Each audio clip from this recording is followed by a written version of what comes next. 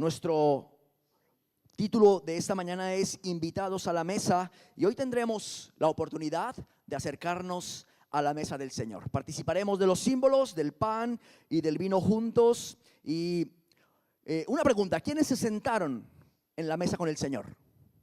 ¿Quiénes? Sus discípulos, ¿verdad? Sus discípulos. Y no fueron los que experimentaron quizás milagros, ni siquiera están aquellos a quienes resucitó.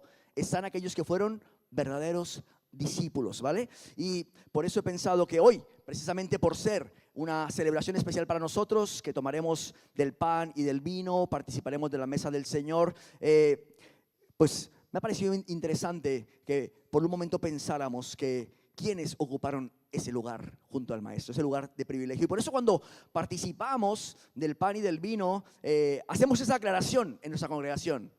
Si tú no estás en buena comunión con el Señor, si tú no te has bautizado, no has descendido a las aguas del bautismo manifestando querer, mediante el paso del bautismo, querer seguir a Jesús, creer en Él, pues te aconsejamos que te abstengas de participar del pan y del vino, puesto que fueron ¿quiénes? Sus discípulos los que vivieron este momento. Por lo tanto, nos identificamos con ellos cuando participamos del pan y del vino. Decimos, participando de la copa, decimos, creo en Jesús. Creo que Él es el Señor de mi vida. Si no lo has hecho, si no lo tienes claro, te animamos a que te abstengas. Y esto en ocasiones en la iglesia puede sonar un poco raro. Hace no mucho tiempo había una persona aquí, teníamos Santa Cena, llevaba un tiempo asistiendo con nosotros, y cuando fuimos a participar del pan y del vino, yo hice esta aclaración: si tú no te has bautizado, te aconsejamos que te abstengas. Es nuestra costumbre como iglesia. Y finalizando la reunión, esa persona vino a hablar conmigo, estaba molesta. No entendía por qué no se le permitía participar, que no estaba de acuerdo. Y dijo, ¿te has bautizado? No. ¿Y por qué no te has bautizado? Bueno, porque es que no ha habido oportunidad, es que no he tenido tiempo, es que siempre, ¿no? Y vemos en la Biblia que las personas creían y se bautizaban y seguían al Señor. Le dije, bueno, pues para nosotros es importante que las personas que participan de la mesa del Señor, que están invitados a la mesa del Señor, hayan manifestado mediante el paso del bautismo creer y querer seguir a Jesús. Así que Jesús invitó a compartir su última cena en este mundo a sus discípulos. Y aunque había en ellos allí uno disfrutando de este gran privilegio de estar sentado a la mesa del Señor, dice la Biblia que este no era del Señor. De hecho, Jesús dice, hay un diablo entre vosotros, ¿verdad? Sabemos de quién es, ya hablaremos de ello más adelante. Pero bueno, como iglesia, sabéis que estamos inmersos en este año en una dinámica que queremos poner en marcha, que es permaneciendo juntos en la palabra del Señor. ¿Os acordáis, no? Hemos dicho que si queremos permanecer en la palabra del Señor, porque ese es el reto que Jesús lanza a aquellos que creían en Él. Si queréis ser verdaderamente mis discípulos, tenéis que permanecer en mis palabras.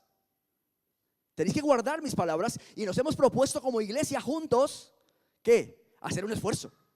¿Por qué? Pues por leerla, por intentar memorizarla, y por supuesto yo espero que cuando salgas de este lugar quieras vivir la palabra del Señor.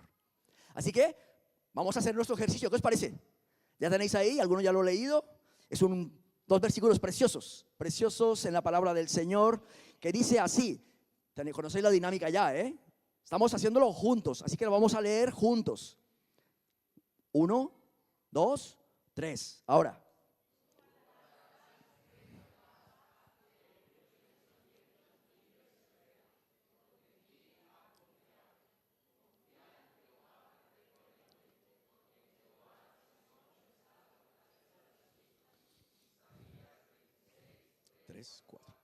Muy bien, muy bien. Lo habéis leído. Lo voy a leer para que lo escuchéis. Y esto se va a ir complicando, ¿vale? Se va a ir complicando. Dice así la palabra del Señor. Isaías 26, 3, 4. Tú guardarás en completa paz a aquel cuyo pensamiento en ti persevera, porque en ti ha confiado. Confiad en Jehová perpetuamente, porque en Jehová el Señor está la fortaleza de los siglos. Muy bien. Ejercitándonos, poniéndonos fuertes espiritualmente. Vamos allá. Muy bien.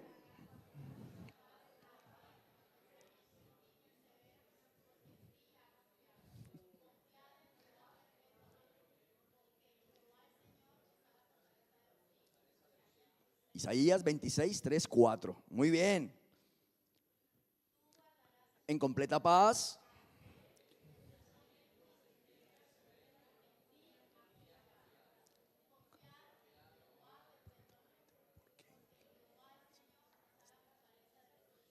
Isaías 26, 3, 4. Muy bien, muy bien, muy bien. Hoy, perdón. No, eso no vale. A ver, la semana pasada, bueno, hace un par de semanas, ¿no? Cuando yo quité muchas palabras completas, he pensado, bueno, voy a dejar por lo menos la inicial de la palabra, para que os ayude un poquito a recordar. A ver, tú guardarás en completa paz a aquel cuyo pensamiento en ti persevera, porque en ti ha confiado. Confiad en Jehová perpetuamente, está la fortaleza de los siglos. Muy bien, muy bien, muy bien, iglesia. Veo que el ejercicio nos está viniendo bien, ¿verdad? Al principio, los primeros 2 domingos nos costaba un poco. Vemos cómo ya nos vamos ajustando un poco más, ¿no?, a la dinámica. Y de eso se trata, ejercitarnos en guardar la palabra del Señor, ¿vale? Y entiendo que por el modelo de iglesia que somos, todavía una iglesia que podemos participar todos juntos de ello, pues es una buena oportunidad, ¿vale? Habitualmente eso, cuando lo haces en un grupo pequeño, quizás funciona mejor. En un grupo muy grande quizás es más complicado, pero ya lo tenemos ahí. Guardará el Señor en completa paz a aquellos que perseveran en Él, que su pensamiento persevera en Él. Pues si guardamos esas promesas de parte del Señor y perseveramos en guardar su palabra, en retenerla en nuestro pensamiento, hay promesas de parte de Dios para nosotros. ¿Cuál? Completa paz, fortaleza para siempre. Hagamos nuestra parte, perseveremos en guardar su palabra, en depositar toda nuestra confianza en Él. Él, yo te garantizo, Él no va a faltar a su promesa. Amén. Muy bien. Hasta aquí nuestro ejercicio de este domingo. Espero que estéis más fortalecidos espiritualmente. Vamos ahora a leer el pasaje que os propuse que buscarais en Lucas 22. ¿Lo tenéis ahí ya? Muy bien. ¿Por qué no nos ponemos en pie, iglesia? Lo leemos, oramos y meditamos en él. Lucas 22, del 7, vamos a leer desde el versículo 7 al 23. Dice así la palabra del Señor: llegó el día de los panes sin levadura, el cual era necesario sacrificar el cordero de la Pascua. Y Jesús envió a Pedro y a Juan, diciendo: id, preparando la Pascua para que la comamos. Ellos dijeron: ¿dónde quieres que la preparemos? Y él les dijo: he aquí, al entrar en la ciudad os saldrá al encuentro un hombre que lleva un cántaro de agua. Seguidle hasta la casa donde entrare. Y decida al padre de familia de esa casa: el maestro dice, ¿dónde está el aposento donde he de comer la Pascua con mis discípulos? Entonces él os mostrará un gran aposento alto ya dispuesto. Preparad allí. Fueron pues y hallaron como les había dicho, y prepararon la Pascua. Cuando era la hora, se sentó a la mesa y con él los apóstoles, y les dijo: cuánto he deseado comer con vosotros esta Pascua antes que padezca, porque os digo que no la comeré más hasta que se cumpla en el reino de Dios. Y habiendo tomado la copa, dio gracias y dijo: tomad, comed y repartidlo entre vosotros. Tomad esto y repartidlo entre vosotros, porque os digo que no beberé más del fruto de la vid hasta que el reino de Dios venga. Y tomó el pan y dio gracias y lo partió y les dio diciendo: esto es mi cuerpo que por vosotros es dado. Haced esto en memoria de mí. De igual manera, después que hubo cenado, tomó la copa diciendo: esta copa es el nuevo pacto en mi sangre, que por vosotros se derrama. Mas he aquí, la mano del que me entrega está conmigo en la mesa. A la verdad, el Hijo del Hombre va según lo que está determinado, pero ay de aquel hombre por quien es entregado. Entonces ellos comenzaron a discutir entre sí quién de ellos sería el que había de hacer esto. Hasta aquí la lectura. Oramos. Señor, estamos tan agradecidos, Señor, por el privilegio de poder abrir tu palabra en esta mañana, Señor. Agradecidos por la salud, el tiempo y los recursos que has provisto para nosotros, para que podamos estar en este lugar, Señor. Gracias. Te pedimos por los hermanos que quizás por asuntos personales, de enfermedad o lo que sea que esté sucediendo en sus vidas, no están en este lugar, Señor. Ayúdalos, fortalécelos. extiende tu mano sanadora sobre sus vidas. Aliéntalos, Dios, y tráelos de regreso, Señor, a tu casa. Padre, ponemos nuestro pensamiento, nuestro corazón, nuestra alma, todo nuestro ser, Señor, para que tú en esta mañana cumplas el propósito por el cual nos dejas tu palabra, Señor.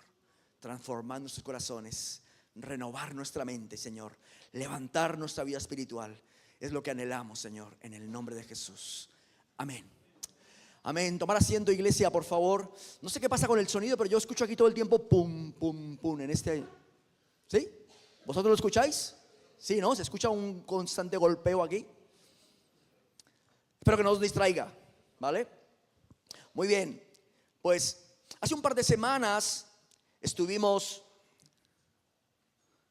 Carmela, se nos ha ido la tablet por lo que sea. Ya no veo las imágenes. ¿Podemos mirar, por favor? Laura, llévate. Creo que se cortó la llamada, tal vez. Muy bien, hace un par de semanas estuvimos hablando de algunos de los privilegios que experimentan aquellos que son llamados a estar con Él. ¿Os acordáis? Estuvimos hablando de que cuando Jesús llama a sus discípulos, el primer objetivo para Jesús es que estén con Él, ¿vale? Que pasen tiempo con Él. Y hablamos de algunos de los privilegios, y aquí tenemos uno más que disfrutaron aquellos que fueron sus discípulos más cercanos. Están sentados en la mesa, en la última cena, con el Rey de Reyes. He titulado a este punto, Sentados a la mesa. Sentados a la mesa. Y qué momento tan importante están viviendo los discípulos. Como hemos leído, están sentados con el Maestro para tomar la Pascua. Es lo que hemos leído, que era la fiesta de la Pascua, y allí están los discípulos todos dispuestos, ¿no?, para disfrutar de ese momento.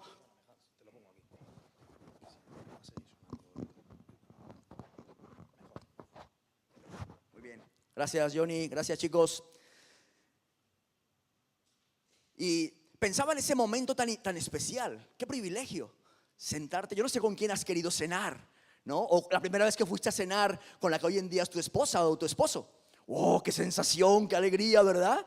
Por fin estás con esa persona con la que tanto anhelas compartir tiempo. Pues esa es la situación que están viviendo los discípulos, celebrar la Pascua una vez más con el Maestro. Y el Maestro ya les viene advirtiendo que será la última que van a compartir juntos. Por lo tanto, tiene mayor peso todavía ese momento para ellos. Y pensaba en ese momento tan especial. Y mirad lo que dice la Biblia acerca de nosotros en Efesios 2.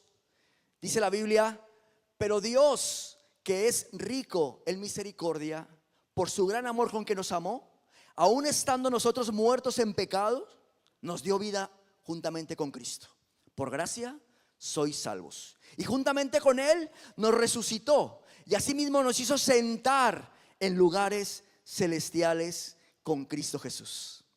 Espiritualmente, la obra de Jesús te sienta al lado del Maestro. Si pensamos qué gran privilegio tuvieron aquellos discípulos, por supuesto que sí.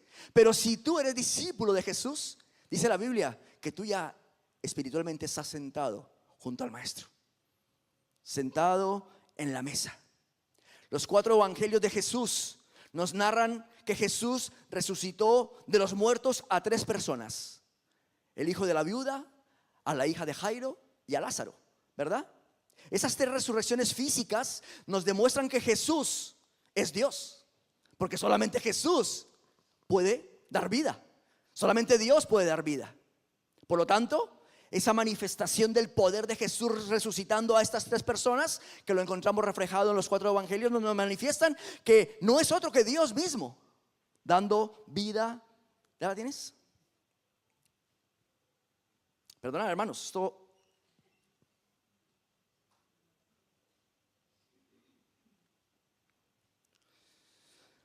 Muy bien, estamos en ese pasaje de Efesios 2, muy bien.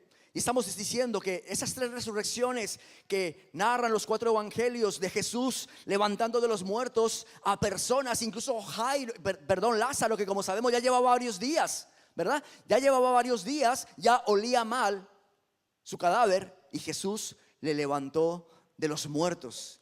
Pero dice la Biblia que Dios, que es poderoso, nos resucitó a nosotros juntamente con Cristo.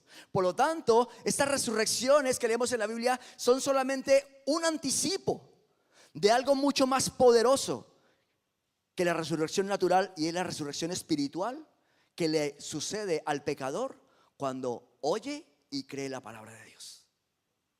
Dios nos resucita juntamente con Cristo y nos sienta en la mesa del Maestro.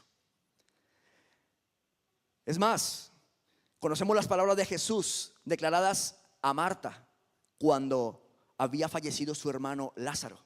Jesús le dijo en Juan 11, dice: yo soy la resurrección y la vida. El que cree en mí, aunque esté muerto, vivirá. Y todo aquel que vive y cree en mí, no morirá eternamente. Es evidente que Jesús está afirmando que hay una resurrección mayor que la física. Nuestra resurrección espiritual es mucho más importante porque nos sienta al lado del Maestro. Esas personas que experimentaron esa resurrección finalmente fallecieron. ¿Alguien ha visto a Lázaro por ahí? Llegó el momento en que su vida física terminó. Por eso es mucho más importante la resurrección que Cristo nos ofrece, por el simple hecho de ¿qué? De creer en Él, de confesar nuestro pecado, de entregar nuestro corazón a Él. Dice que espiritualmente ya estamos sentados con Él en lugares celestiales. Y si tú no has entregado tu vida a Cristo, estás invitado a formar parte de esa mesa. Estás invitado a formar parte de ese lugar tan precioso. Dice la Biblia: Dios nos dio vida juntamente con Cristo, de modo que compartimos la vida y el poder de su resurrección. Qué declaración más poderosa, ¿verdad? Para nuestras vidas. En la carne aún estamos sujetos a este cuerpo, pero espiritualmente Dios nos ha concedido un lugar inmejorable. Ojalá pudiésemos recordar este aspecto tan importante de nuestra identidad en Cristo de forma constante, porque entonces el gozo del Señor sería una constante en nuestra vida. Si pensamos que todas las situaciones que tenemos que vivir en este mundo son pasajeras, son, como lo hemos dicho, de este mundo, pero que tú y yo ya no pertenecemos a este mundo. Espiritualmente nosotros ya tenemos un lugar inmejorable. Ese es el lugar que Cristo nos ofrece. Los discípulos, por supuesto, no son conscientes de que están viviendo un momento profético que tendrá su cumplimiento en la eternidad. Cuando Jesús culmine su obra redentora aquí en la tierra, a partir de ese momento, cualquiera que acepte el ofrecimiento del perdón y de la vida que Él ofrece, estará sentado a su lado. Los discípulos no son conscientes. Ellos aún, todo lo que están viviendo, de hecho lo vemos al finalizar la historia. Jesús les está hablando de todo lo que va a suceder, que será entregado, que va a padecer, que habrá un nuevo pacto en su sangre, en su cuerpo. Y los discípulos, con lo único que se quedan al finalizar de la historia es que uno le va a entregar. ¿Quién es? ¿Eres tú o soy yo? Vemos que aún no entienden todo lo que está sucediendo hasta que vino el Espíritu Santo a sus vidas. Y entonces sus ojos fueron abiertos, entendieron las Escrituras, entendieron las enseñanzas del Maestro. ¿Sabéis una cosa? Tú y yo ya tenemos el don del Espíritu Santo. Y por eso es tan importante profundizar en las Escrituras, porque el Espíritu Santo te va a dar entendimiento, sabiduría, te va a revelar cosas que ojo no vio ni oído oyó, pero que están reservadas ¿para quién? Para los que le aman, para sus discípulos. Cuando pienso en mientras preparaba este mensaje y pensaba en ese lugar que el Señor, ¿no?, nos ha concedido, que estamos sentados en lugares celestiales a su lado, disfrutando de los privilegios del poder de su resurrección, yo pensé, hermanos, cuando yo comparta esto tenemos que dar un fuerte aplauso al Señor. ¿Qué os parece? ¿Por qué no damos un aplauso al Señor? Es más,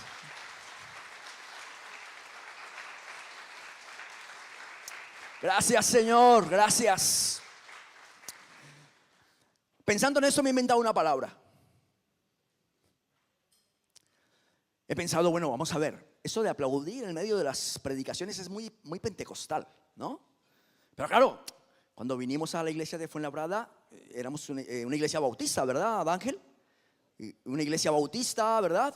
Y nosotros los de Salem, pues somos pentecostales. Y yo dije, ¿y entonces qué somos ahora? Entonces me inventé que somos pentetuistas. La iglesia de Fuenlabrada es pentetuista, ¿vale? Tenemos una mezcla pentecostal, bautista, pero que da igual cómo te identifiques, que eso no impida adorar a nuestro Dios por lo que Él ha hecho. Que eso no impida que tú le des un aplauso al Señor. Da igual lo que te consideres.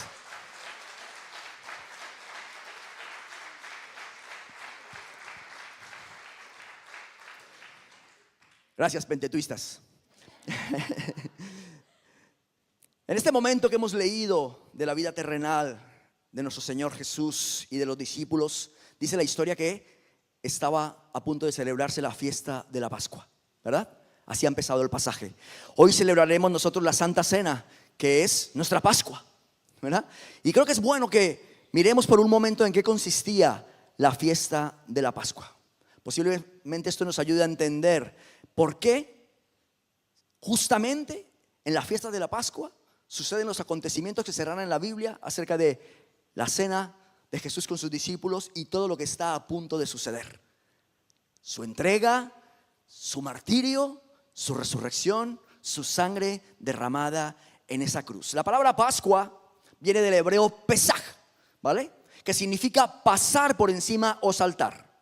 Tiene que ver con que, ¿os acordáis? Éxodo 12, los que lo conocéis, lo habéis leído, y si no te aconsejo que lo leas en casa. Éxodo 12 nos narra la historia del momento en el que Dios ha decidido ya sacar a su pueblo de Egipto, liberarle de la esclavitud. Y entonces se crea lo que es la Pascua, la festividad de la Pascua, en la que, como bien recordamos, ¿qué tenía que hacer el pueblo? Sacrificar un cordero y con la sangre del cordero rociar el dintel de la puerta y los postes de la puerta. ¿Para qué? Para que cuando pasase el ángel de la muerte, que se iba a tomar la vida de los primogénitos en Egipto, Dios se iba a saltar esa vivienda. Por eso se llama la Pascua, saltar, pasar por encima. Y el propósito de esta fiesta era recordar la forma poderosa en la que Dios sacó al pueblo de la esclavitud en Egipto. Y según hemos leído, dice que se preparaban panes sin levadura y se sacrificaba un cordero. Y la historia dice además que debían de tomar hierbas amargas, tenían que mojar el pan en hierbas amargas. Y cada uno de estos elementos tenía un significado para ellos. Por ejemplo, las hierbas amargas era para que no olvidaran lo amargo que fue el tiempo de esclavitud en Egipto, para que no quisieran volver a ese lugar, que recordaran que fuese un tiempo de muchísima amargura. Al igual que para nosotros lo es la amargura que trae en nuestra vida el pecado. El pan sin levadura, como sabéis, la levadura hace que el pan fermente y se alce, se levante. ¿Alguno ha trabajado aquí en panadería? ¿Es panadero? ¿Nadie? Pues os cuento que yo trabajé en panadería. Ah, mira, mi hermano Antonio, muy bien. Él entiende perfectamente la labor de la levadura. Hace muchos años, antes de ser creyente, tuve la experiencia de trabajar en panadería, ¿no? En Colombia. Y entonces preparábamos la masa, poníamos la levadura, y el tiempo para que la levadura actúe es un tiempo de espera, ¿vale? Y depende mucho de la temperatura que haya para que el pan se levante. De hecho, se crea algo, no sé, aquí en España, esto lo viví yo mi tiempo en Colombia, se crea algo que se llama los cuartos de crecimiento, ¿vale? Y nosotros, como éramos una panadería bastante pobre, nos inventamos un cuarto de crecimiento. Hicimos un pequeño cuartito, ¿vale? Y metíamos allí un recipiente con agua que calentábamos, y ese vapor hacía que ese espacio cogiese temperatura para que el pan se levantase, ¿verdad? ¿Estamos de acuerdo, no, Antonio?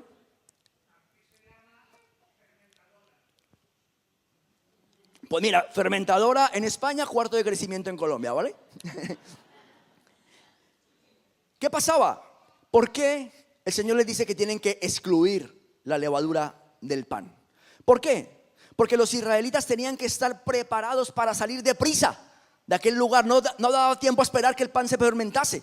Tenían que tomar el pan sin levadura. Y además, cuando leas la historia, dice que estaban preparados para salir, vestidos con el calzado. Yo creo que incluso tenían que comer de pie. Tenían que tomar el cordero, mojar el pan en las hierbas amargas. Estaban preparados para salir corriendo. Ese fue el objetivo de que se propusiese el pan sin levadura. Pero más tarde la levadura en el Nuevo Testamento viene a representar el pecado y la falsa doctrina. De hecho, Pablo escribe así en su carta a los Gálatas y a los Corintios. Dice, un poco de levadura leuda toda la masa. Por lo tanto, el pan sin levadura significa libre de contaminación. Significa puro. Por este motivo, cuando Jesús toma el pan, algo que haremos hoy, dice, este es mi cuerpo, sin contaminación, sin pecado. Ese era el sentido de quitar la levadura al pan. Y por supuesto también está el cordero, que tenía que ser sin defecto, lo tenían que llevar a la casa, tenerlo durante unos días, ¿vale? Había unas horas establecidas, que no es casualidad que la hora que estaba prevista para que se sacrificase el cordero coincide con la hora en la que Jesús fue crucificado. Allí estaba el cordero preparado para su sacrificio y, como ya hemos comentado, la sangre se apartaba para rociar las puertas de los hogares y así evitarse una muerte segura y experimentar la libertad. Cuando Jesús desciende hacia el Jordán y está allí Juan el Bautista bautizando, ¿cuál es la expresión que usa Juan cuando ve a Jesús? He aquí el Cordero de Dios que quita el pecado del mundo. Entendemos entonces que este Cordero tenía que ser sacrificado para traer salvación, vida y libertad a ese hogar. De la misma manera que Jesús toma el lugar de ese Cordero y es sacrificado para que nosotros tengamos salvación, vida y libertad. La sangre era la evidencia de que había habido un sustituto que entregó su vida para que los habitantes de ese hogar fueran salvos. Por lo tanto, la sangre era protección, era señal de obediencia y de fe. Las personas que pusieron la sangre del cordero en sus puertas creyeron al Señor. Un acto de fe. Cualquiera podría decir, no, hoy ¿qué diríamos nosotros que lo cuestionamos todo? Pero ¿qué tiene que ver? ¿Verdad? La sangre en la puerta. A ver, explícame eso mejor. Pero las personas que creyeron al Señor en un acto de fe, pusieron la sangre en un acto de obediencia sobre el dintel de sus puertas y sobre sus postes, experimentaron la salvación. Tuvieron vida y fueron libres de la esclavitud en Egipto. ¿Qué dice Jesús cuando toma la copa? Esta copa es el nuevo pacto en mi sangre, que por vosotros será derramada. La sangre de Jesús que cubre nuestro pecado. Me encanta cómo lo describe Pedro en su primera carta, que dice así. Carmela, yo no estoy viendo la proyección, así que confío en ti, ¿vale? Dice así, primera de Pedro, dice, sabiendo que fuisteis rescatados de vuestra vana manera de vivir, la cual recibisteis de vuestros padres, no con cosas corruptibles como oro o plata, sino que con la sangre preciosa de Cristo, como de un cordero sin mancha y sin contaminación. En la tradición judía, la Pascua representa redención, libertad, protección divina, fidelidad al pacto. ¿No es lo que Cristo nos ofrece, hermanos? Es lo que Cristo nos ofrece.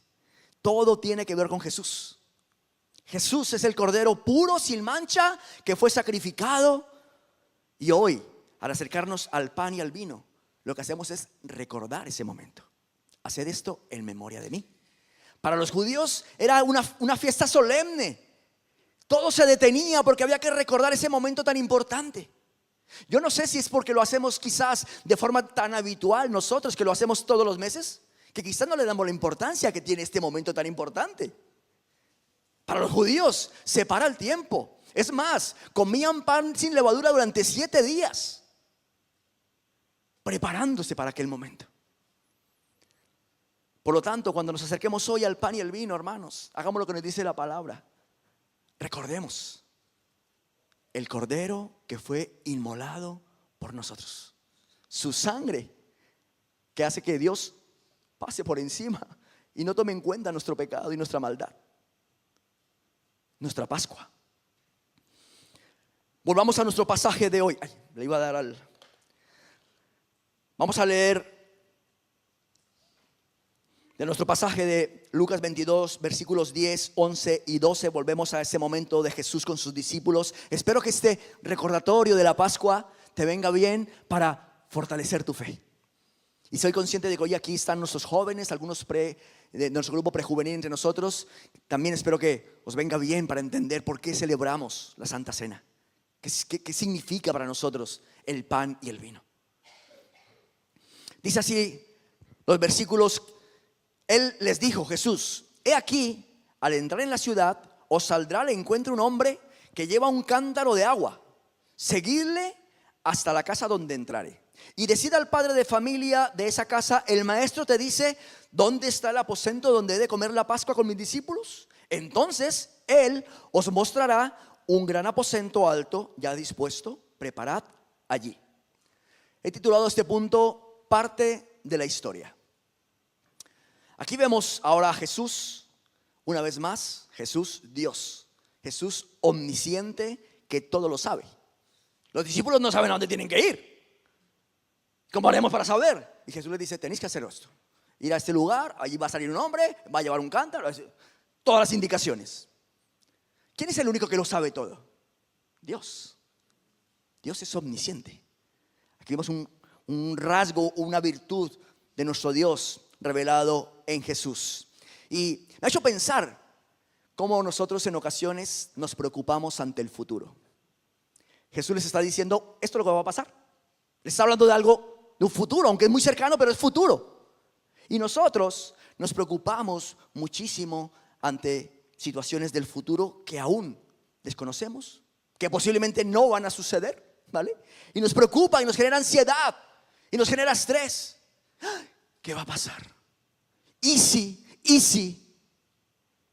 Y yo no digo que no nos ocupemos de planificar nuestro futuro, que seamos sabios en administrar los recursos y planifiquemos, pero evitemos la preocupación. No es lo mismo ocuparnos que preocuparnos. Hay una gran diferencia con esas tres letritas, pre. La preocupación te roba la paz, la preocupación te atrapa el pensamiento, la preocupación te daña el sueño, la preocupación solo trae males a nuestra vida. ¿Por qué? Porque perdemos la confianza en aquel que conoce perfectamente nuestro futuro. Y lo mejor es descansar en Él, confiar plenamente en Él.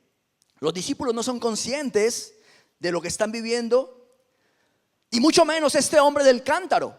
Dice la Biblia que se van a encontrar a un hombre con un cántaro, ¿vale? Pero estos hombres, y el que aparece más adelante en la historia, un padre de familia, vienen a formar parte de la historia más grande de salvación. Cuando el Señor nos llama a ser sus discípulos, nos está invitando a formar parte de esta gran historia. Me ha hecho pensar este momento en la historia de Elías. Todos conocemos bien la historia de Elías, que hubo un momento en el que dijo, solo he quedado yo, Señor. Yo soy el único siervo ya fiel para ti. Quítame la vida, dice Elías, ¿verdad? Qué trágico el Elías. La vida de Elías, ¿no? Sus reacciones son así exageradas, ¿verdad? Y aquí le vemos una vez más un Elías todo emocional. Solo he quedado yo, quítame la vida, ¿no? Y el Señor le dice, Elías, no te flipes, tío. ¿Qué dices?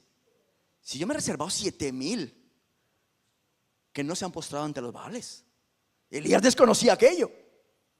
Al igual que los discípulos desconocían que Dios ya había preparado el corazón del hombre del cántaro, que Dios tenía preparado el corazón del padre de familia. Es más, que este padre de familia tenía recursos suficientes para tener un aposento alto y que estaba todo preparado. Qué bueno descansar en el Señor, hermanos. Qué bueno descansar en el Señor. Porque están los discípulos cercanos para el maestro, pero el Señor tiene otros discípulos que nosotros no conocemos y que quizás hacen tareas más humildes, más sencillas, pero que siguen siendo siervos del Señor para cumplir sus planes y sus propósitos. Hace 3 años y medio aproximadamente, nosotros junto con mi esposa y personas que están en este lugar estábamos sirviendo en la iglesia en Madrid. Nuestros hermanos de aquí de Fuenlabrada no nos conocían, ¿verdad? ¿Quién preparó el camino, hermanos? El hermano Ángel, que es muy listo. ¿No? ¿Quién preparó el camino? ¿Quién nos trajo a este lugar? ¿Vosotros creéis que yo quería venir a Fuenlabrada? Yo a Fuenlabrada había venido 2 veces en mi vida, yo creo. ¿Quién preparó las cosas? El Señor. Y tenía otros discípulos para formar parte del servicio en este lugar. El Señor preparó corazones que desconocíamos, que estaban ya preparados por Dios para que sirviésemos en este lugar. Por lo tanto, hay personas que desconocemos, pero que Dios está llamando a sus corazones y que Dios está usando. Hagamos lo que está en nuestra mano. ¿Qué tenemos que hacer nosotros? Orar, confiar en el Señor, predicar el evangelio, servir fielmente y descansa en el Señor. Y descansa, no te preocupes. Este hombre del cántaro, como decíamos, no tenemos muchas referencias de él.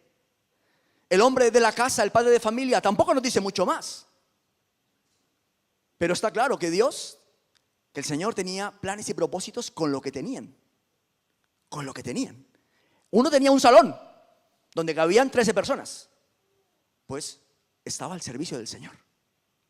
A veces pensamos, no, yo no, porque es que yo no soy como el hermano que tiene.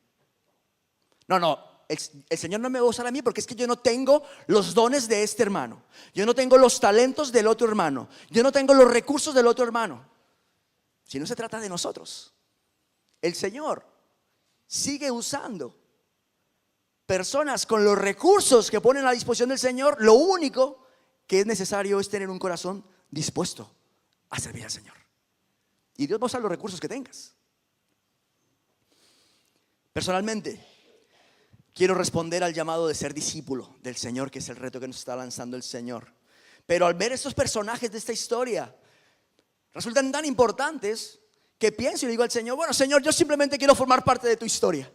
Yo no sé si va a ser con la bici, si va a ser con un cántaro, si va a ser con el salón de mi casa, pero hazme partícipe de la historia.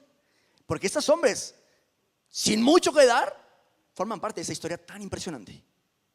La historia más grande jamás contada, el plan de salvación. Ayer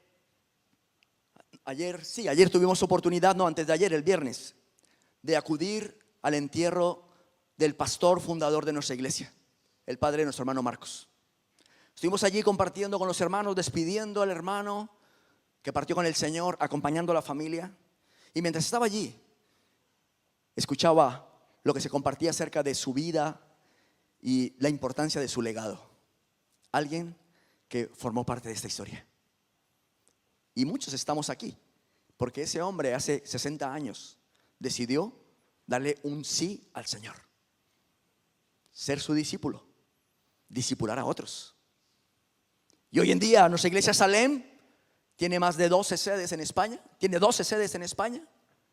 Y aquí estamos nosotros porque alguien puso lo que tenía al servicio del Señor. Y escuchábamos un poco de su testimonio, cómo empezó esa obra. Y nos dejó un legado. Por supuesto, es alguien que decidió formar parte de la historia.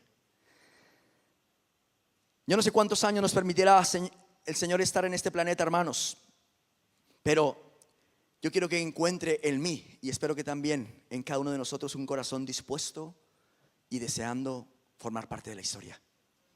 Porque nuestro tiempo va a pasar, iglesia. Antes de ayer despedimos a nuestro hermano. Su tiempo pasó.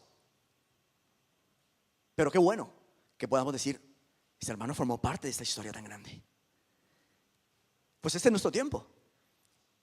Dile al Señor, Señor, aquí estoy. Es lo que tengo, es lo que soy. Quiero formar parte de tu historia. Entiendo que espiritualmente tú me has dado un lugar de privilegio. Te he entregado mi corazón, te he entregado mi vida. La Biblia dice, tu palabra dice que estoy sentado en lugares celestiales a tu lado. Pero mientras esté en este planeta, quiero formar parte de la historia, de lo que tú sigues haciendo. Quiero ser un verdadero discípulo. Versículo 21, 20 y 21.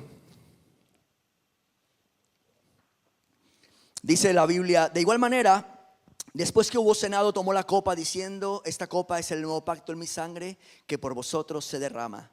Mas he aquí, la mano del que me entrega está conmigo en la mesa.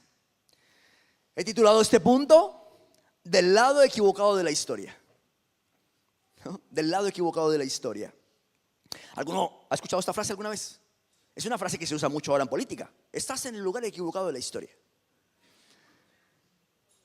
El tiempo demostrará que estás en el lugar equivocado de la historia, como hoy sabemos que Judas, que es el que estaba para entregar al Señor, estaba del lado equivocado de la historia, ¿verdad? Y esta frase nos puede servir como recordatorio de que nuestras decisiones tienen consecuencias históricas. No hace mucho tiempo hablábamos de la importancia de las decisiones que tomamos y nos retábamos, ¿no? Sentíamos ese reto de parte del Señor. Hay que tomar decisiones que nos encaminen hacia el plan, el propósito de Dios. No podemos seguir siendo oidores. Si el Señor habla algo a tu corazón, tú tienes que tomar alguna decisión, por pequeña que sea. Yo no sé, a lo mejor el Señor te está inquietando a crecer un poquito en tu vida de oración. Y tú sales diciendo: sí, es verdad, necesito. Pero falta el siguiente paso, la decisión, la parte práctica. De esto nos compartía Fabián en el primer ayuno de este año, ¿no?, que tuvimos. Pues que esta frase de estar del lado equivocado de la historia, ¿no?, nos permita entender que nuestras decisiones nos van a ubicar de algún lado de la historia, o del lado correcto o del lado incorrecto. El papel de Judas en toda esta historia es muy triste. Y yo creo que es muy triste pasar hacia la historia. ¿Quién pone a su hijo hoy Judas? ¿Quién le pondría a su hijo Judas hoy? Nadie. Yo no conozco ningún Judas. Una vez conocí un Caín, que ya me sorprendió, ¿sabes? Estábamos en la obra social en la iglesia y de repente escucho que le dicen a uno: Caín, vente para acá. Y yo hoy le digo: oye, no le digáis así al chico. Y me dicen: no es que se llama así. ¿Quién le pondría Judas a su hijo hoy en día? Nadie. A pesar de que el origen de Judas es bueno, porque el origen de Judas es Judá, que significa alabanza a Dios. Pero ¿qué pasó? A partir de Judas, por posicionarse del lado equivocado de la historia, nadie quiere poner a su hijo Judas. Hoy tenemos un montón de Davids, ¿verdad? Daniel, Juan, oh, qué bueno, porque se posicionaron del lado correcto de la historia. Pero Judas no hizo honor a su nombre. Y hoy en día, no sé si habéis escuchado, cada vez se intenta entender más a Judas. ¿Por qué Judas hizo lo que hizo? Algunos dicen que Judas estaba convencido de hacer lo correcto, ¿no? De que él pensaba que si él entregaba a Jesús, verdaderamente se iba a desatar todo su poder y les iba a liberar de la esclavitud, del yugo romano y de la opresión de los religiosos. He escuchado esta versión. Judas estaba convencido de que era lo que tenía que hacer. Y muchas veces estamos muy convencidos de algo y estamos equivocados. Está claro que algo no estaba bien en el corazón de Judas. Está allí, sentado a la mesa con el maestro. Jesús lava sus pies en un acto de amor incomprensible para cualquier humano, lavar los pies a tu enemigo. Pero el corazón de Judas estaba lejos del maestro. No podemos negar que 3 años y medio escuchando enseñanzas, viendo el amor del maestro, viendo su poder, afirmando Jesús que eso no se trata de quién gobierne el país, que de nada le sirve al hombre ganar el mundo entero si pierde su alma. ¿Habéis escuchado esta declaración de Jesús? Tantas enseñanzas, tanto tiempo a solas con el maestro, ver, participar, escuchar, no transformaron el corazón de Judas. Estaba endurecido, y un corazón endurecido es propicio para lo que sucedió. Dice así la Biblia, el mismo capítulo 22, solamente que no lo hemos leído al inicio. Dice: estaba cerca la fiesta de los panes sin levadura, que se llama la Pascua, ya lo hemos comentado, ¿no? Y los principales sacerdotes y los escribas buscaban cómo matarle a Jesús, porque temían al pueblo. ¿Y qué sucedió? Y entró Satanás en Judas, por sobrenombre Iscariote, el cual era uno del número de los 12. Qué momento tan triste para Judas. Entró Satanás en él, dice la Biblia. Hermanos, yo no sé si compartís conmigo la idea o la seguridad de que Dios tiene absoluto control de todas las cosas. ¿Sí? Y que el diablo mentiroso está bajo el dominio de Dios. Que Dios lo sigue usando como un recurso, pero en ningún caso está por encima de nuestro Dios. Conocemos la historia como Dios usa al diablo mentiroso. ¿Para qué? Para probar la fe de Job. Dios le permite que sea probado. Y el enemigo toma autoridad sobre la vida de Job, pero porque ha habido una autorización previa, ¿verdad? Sabemos también cómo Dios lo usó para tratar con un corazón desobediente como el de Saúl. Cuando se apartó el espíritu de Jehová de Saúl, ¿qué sucedió? ¿Qué dice la Biblia? Que Dios envió un espíritu que lo atormentaba. Si Judas hubiese examinado su corazón a tiempo, quizás otro hubiese tenido que ocupar su lugar. Yo estoy seguro que Dios hubiese usado otro medio, otro recurso, porque al final se tenía que cumplir el propósito de Dios, que Jesús fuese a la cruz a morir por nuestros pecados. Eso se iba a cumplir. El problema está en que el corazón de Judas estaba endurecido y fue propicio para que viniese el enemigo y a partir de ese momento guiar todas las cosas. Todo empezó en el corazón de Judas, dice Juan 13:2. Dice, el diablo ya había puesto en el corazón de Judas Iscariote que le entregase. ¿Tenemos cuenta? Que hay un proceso aquí. Primero dice que el enemigo puso en el corazón de Judas una idea de entregar al maestro. Y pasado el tiempo, entró en Judas. Por lo tanto, si Judas se hubiese tomado el tiempo de examinar las intenciones de su corazón, no se hubiese posicionado del lado equivocado de la historia. No hubiese sido su corazón propicio. ¿Para qué? Para recibir esa inclinación inspirada por el enemigo de entregar al maestro. Y por supuesto, nunca hubiese encontrado el enemigo un corazón propicio para entrar en él. Si pensamos en Judas, ya solamente cuando escuchamos su nombre ya pensamos en alguien pues malo, ¿no? Alguien que actuó muy mal. Pero la Biblia dice que ese mover, esa influencia del enemigo no fue exclusiva para Judas. Dice la Biblia, 1 Corintios 21:1 dice, pero Satanás se levantó contra Israel. ¿Y qué hizo? Incitó a David a que hiciese censo en Israel. Por lo tanto, hubo un momento en la vida de David que escuchó la voz equivocada y tomó una decisión. Léete la historia. Joab le dijo, ¿pero por qué? ¿Por qué hacemos esto? Si todo el mundo estamos bajo tu control. Dijo, no, vamos a hacer un censo. Y la historia dice que eso no agradó a Dios, que no agradó al Señor.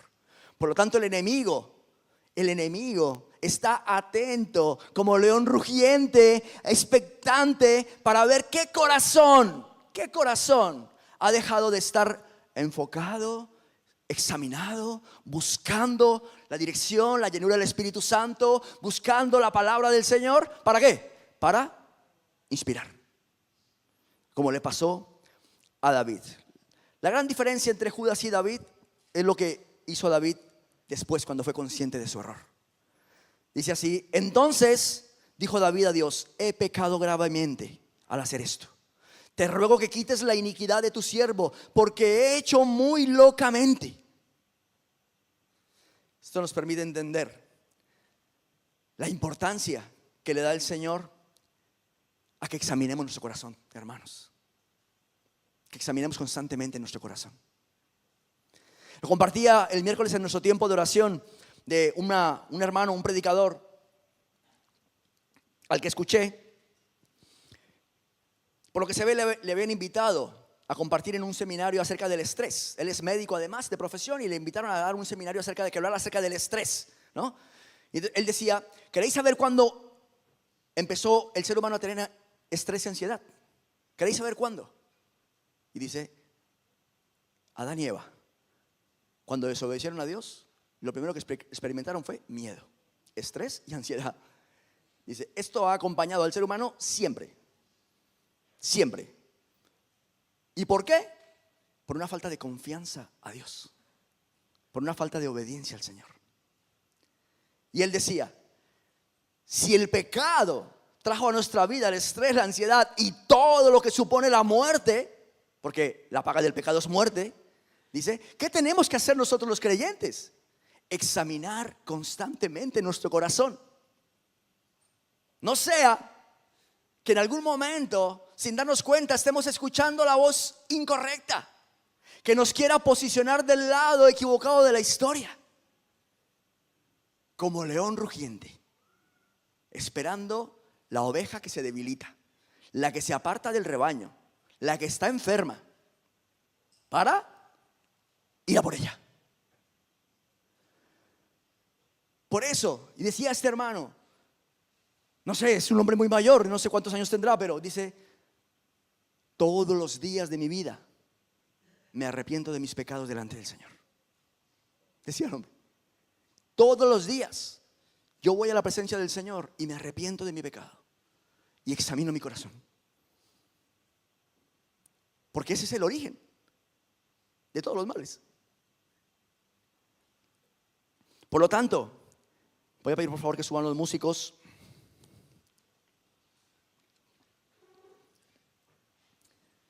La Biblia sostiene, hermanos, que podemos endurecer nuestro corazón, al igual que le pasó a Judas, aún a pesar de estar escuchando la palabra. Judas no dejó que las palabras del maestro transformaran su corazón. A diferencia de Pedro, otro de sus discípulos, que declaró: ¿a quién iremos? Solo tú tienes palabras de vida eterna. ¿Qué diferencia? ¿Qué diferencia de corazón? ¿Qué diferencia de actitud? Uno está posicionado del lado correcto de la historia, el otro no.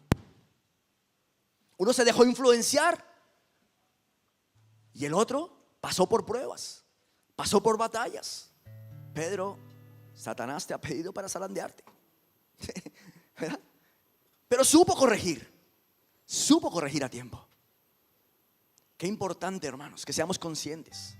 Nuestro lugar, sentados en la mesa, nuestro lugar espiritual, allí estamos.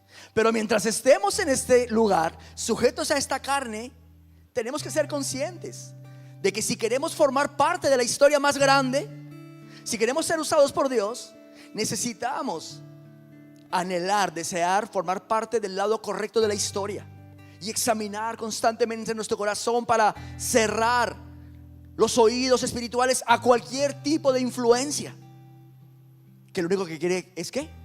Posicionarnos del lado equivocado.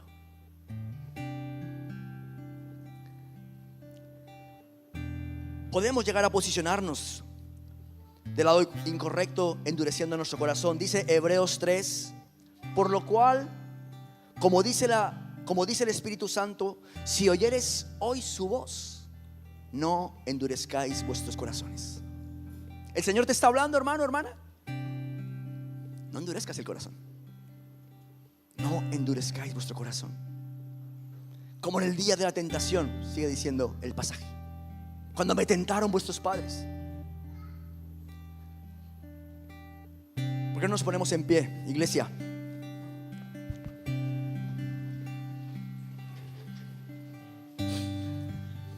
Asegurémonos de estar del lado correcto de la historia, de formar parte de ella, hermanos, hermanas. Y te animo que ahora, mientras adoramos al Señor, examina tu corazón. Voy a pedir por favor que los hermanos que nos colaboran con los símbolos del pan y el vino se vayan posicionando de este lado. Todavía vamos a adorar al Señor un momento. Quiero que demos lugar al Espíritu Santo en nuestra vida. hablándonos y dile: Señor, pero por lo menos será mi oración. Señor, quiero formar parte de tu historia, de esta historia. Quiero estar del lado correcto. Ayúdame, Señor, a tener el corazón enseñable, dócil. Líbrame de las acechanzas del enemigo. Líbrame de los pecados que me son ocultos. Te entrego mi corazón, Señor. Te entrego mi vida. Estoy tan agradecido, Señor, por ese lugar que has previsto para mí a tu lado. Pero mientras esté en este lugar, Señor, mientras esté sujeto a este cuerpo, yo quiero servirte, quiero agradarte, quiero formar parte de la historia, Señor, que tú sigues escribiendo, que tú sigues adelante con tus planes. Yo no sé lo que querrás hacer, Señor, con mi vida, pero yo quiero formar parte de tu historia. Yo no sé si será quien lleve el cántaro de agua, el que sirva el vino o el que preste el salón de mi casa, pero hazme parte de esa historia, Señor. Quiero estar del lado correcto. Te entrego mi corazón. Te animo, iglesia, que hagas esta oración en esta mañana una vez más. Seguramente hace años entregaste tu corazón a Cristo. Renueva ese compromiso. Renuévalo. Vuelve a tener tu Pascua personal. Recuerda ese momento en el que tú entregaste tu corazón a Cristo y renueva ese compromiso.